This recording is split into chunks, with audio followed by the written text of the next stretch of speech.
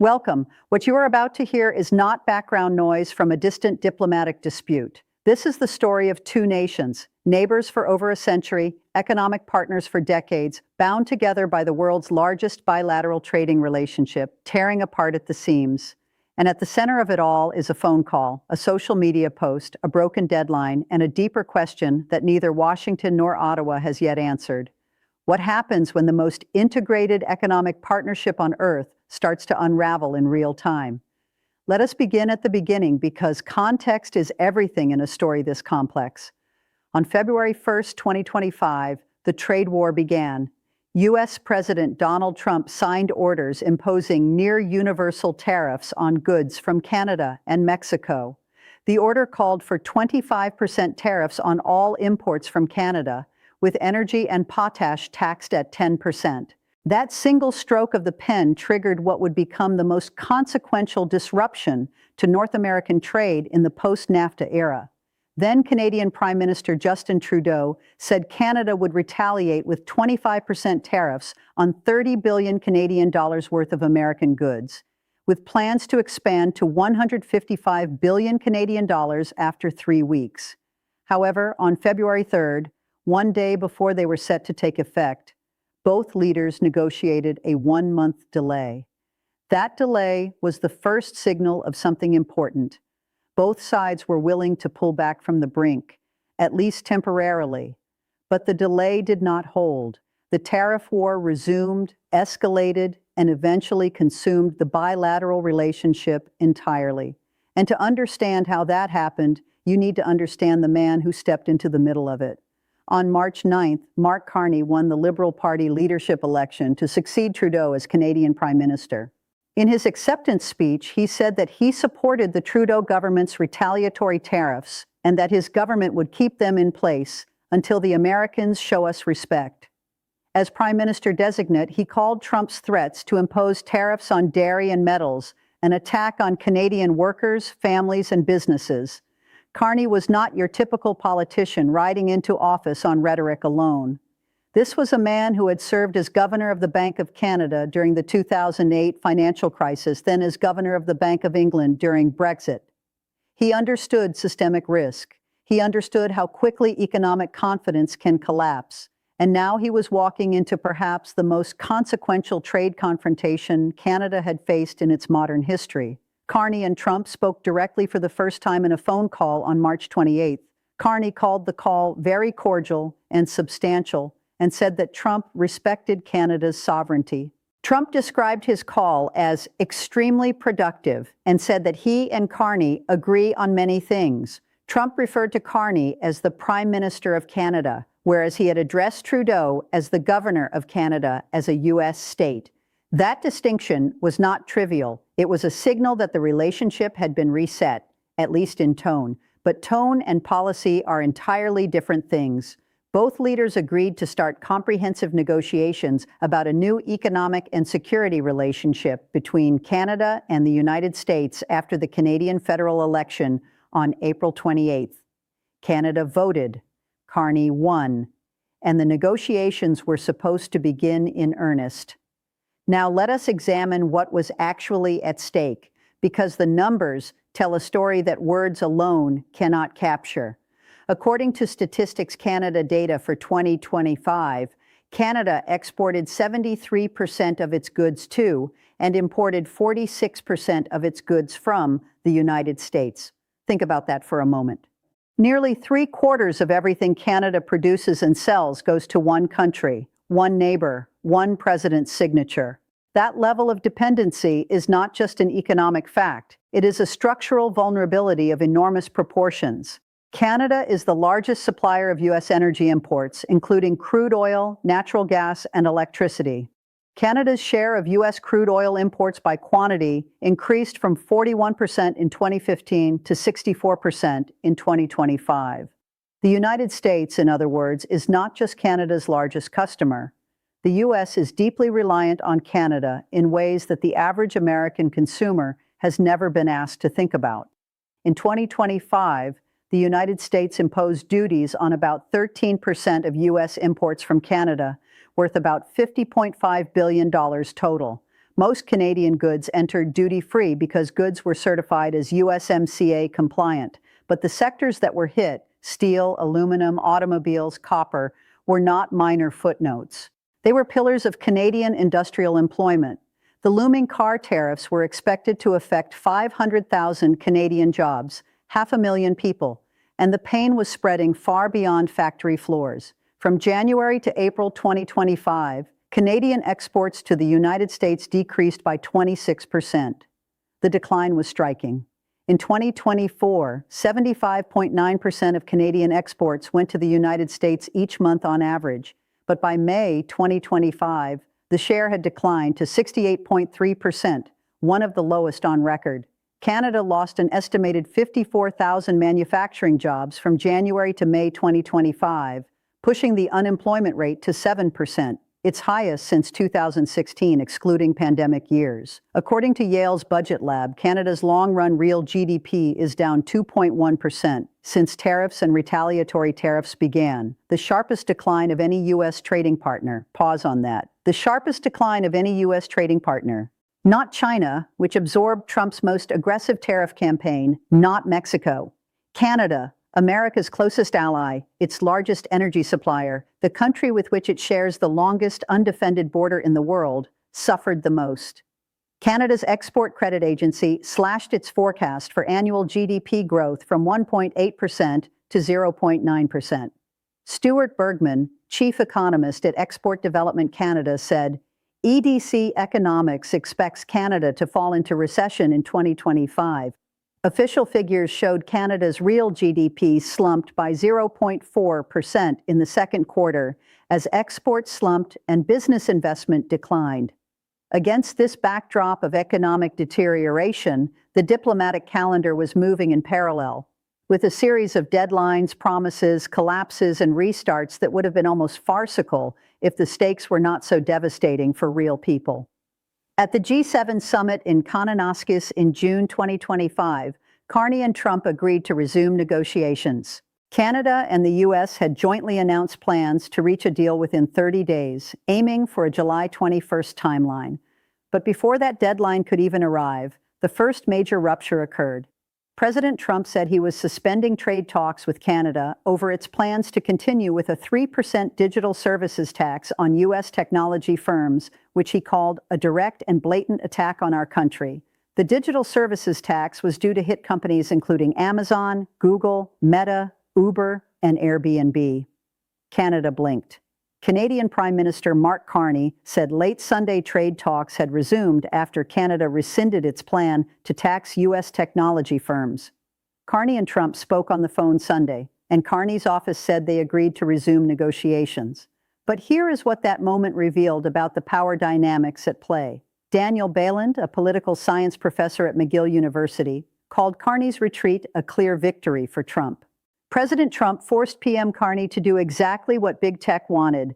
U.S. tech executives will be very happy with this outcome, Bayland said.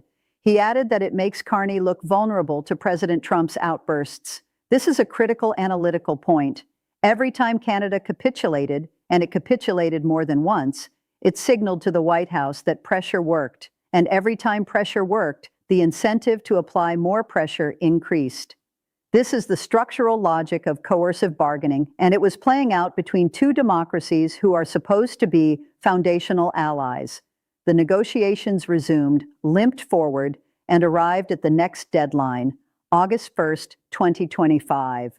August 1st, 2025 was set as the deadline for a new trade deal between Canada and the U.S., with the U.S. warning that failure to secure a deal would result in higher tariffs on Canadian goods. With no trade agreement concluded by this deadline, several changes were made to the tariffs applied to goods flowing between Canada and the U.S.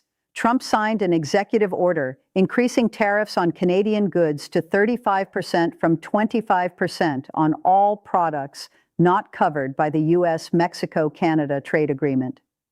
Federal Cabinet Minister Dominic LeBlanc, in charge of U.S. trade relations, said Canada had always made clear it would only accept a good deal. At the end of business yesterday, that agreement was not yet in sight.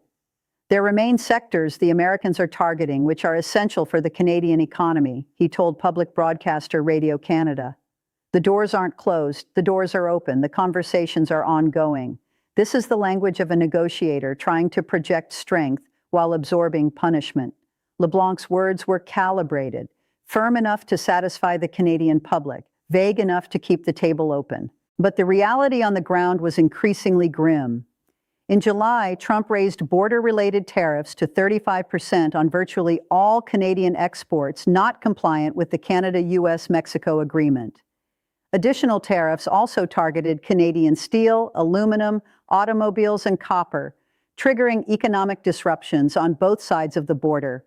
The tariffs were introduced under the pretext of curbing drug trafficking, despite Canadian officials noting that more narcotics were intercepted coming from the United States than moving in the opposite direction. That last detail deserves full attention. The fentanyl justification, the legal and political foundation for the original tariffs under the International Emergency Economic Powers Act, was empirically challenged by Canada's own border data.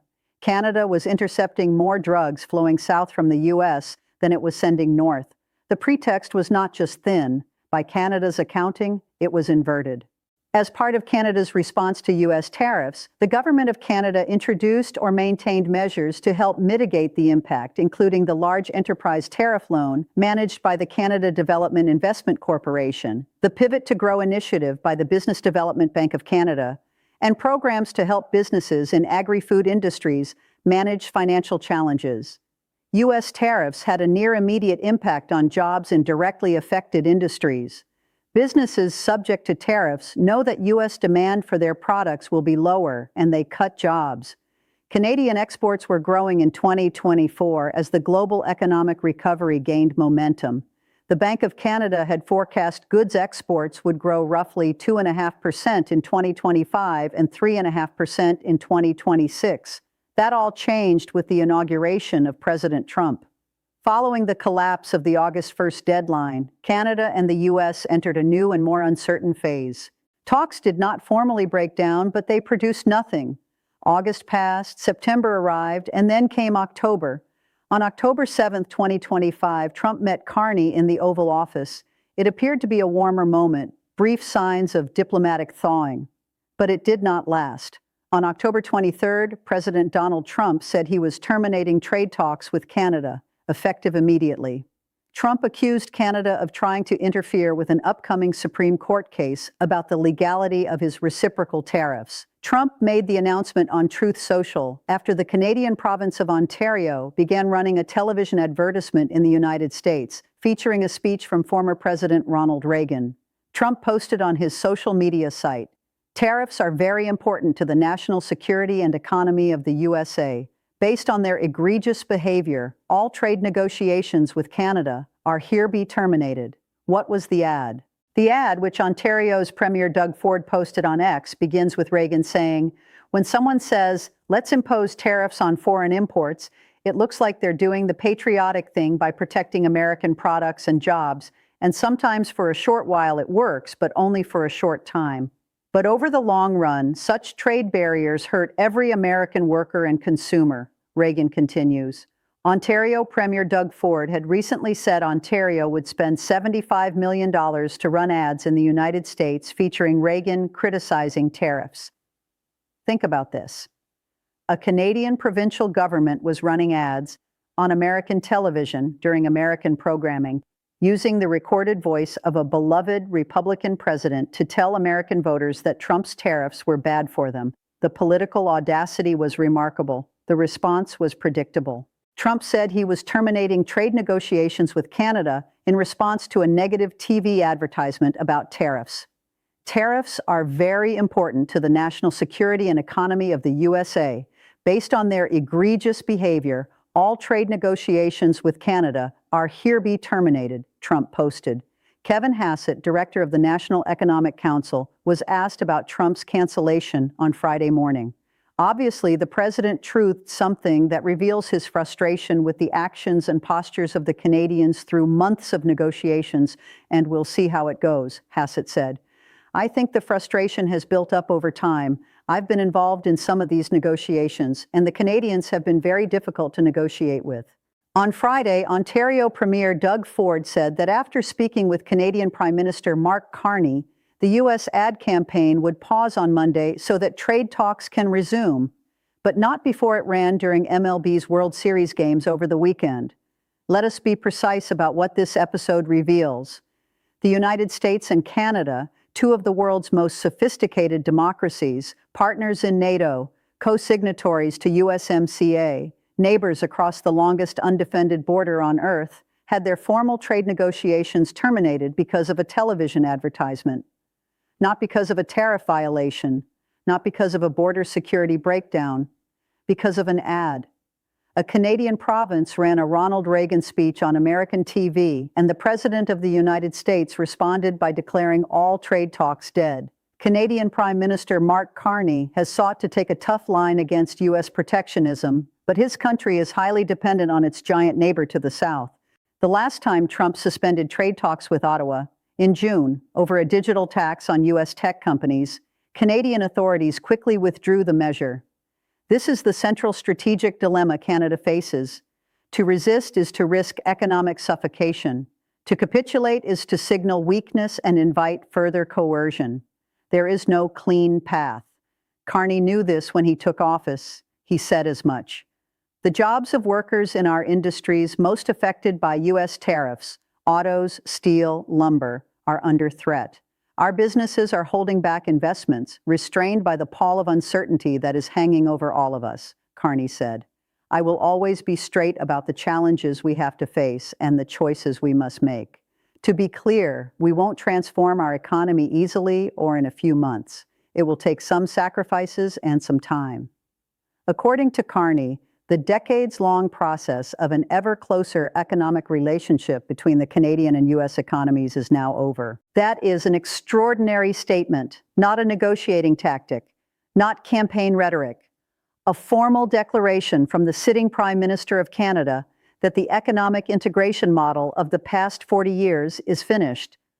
Carney set a goal for Canada to double its non-U.S. exports in the next decade, saying American tariffs are causing a chill in investment, just as slower growth and job losses have hit the smaller Canadian economy, so they will hit the massive U.S. one. The difference, while the impact is evident in Canada, which is already seeing job losses and flirting with recession, in the U.S. the trade war hit is still largely hidden. This asymmetry, Canada bleeding visibly while the U.S. absorbs pain invisibly, is a crucial political dynamic. It allows the Trump administration to maintain that tariffs are working, while the downstream effects on American consumers, supply chains, and manufacturing costs accumulate quietly in corporate balance sheets and grocery receipts. When carmaker Stellantis announced that it would move a major plant from Ontario to Illinois, costing the province some 3,000 jobs, the Canadian government responded by limiting how many cars Stellantis and General Motors can import into Canada tariff-free. Trump has canceled all trade negotiations with Canada and said he is slapping a further 10% tariff or tax on Canadian exports to the U.S. Trump failed to provide the barest of details about the new 10% tariff that he announced, including when it will come into force and what goods will be subjected to it. Citing Canada's NATO commitments and Trump's threats, Carney announced an immediate $9.2 billion or 17% increase in military spending. At the NATO Leaders Summit, he pledged Ottawa will triple its military expenditures to 5% of GDP, or more than $150 billion per year by 2035. Stop there. Canada's military spending, as a percentage of GDP, has historically hovered around 1 to 1.3%, pledging to reach 5%, 3 times the NATO standard of 2%, and among the highest defense spending ratios of any democratic country on Earth, is not a minor adjustment. It is a fundamental reorientation of national economic priorities driven entirely by the breakdown of trust with a neighbor and ally. As the U.S. ambassador to Canada claimed negotiations to end tariffs on Canadian exports have completely halted since the fall of 2025, Prime Minister Mark Carney's plan to court $1 trillion in investment by 2030 hangs in the balance. Business leaders and economists are stressing the vital importance of the continuity of CUSMA for investment.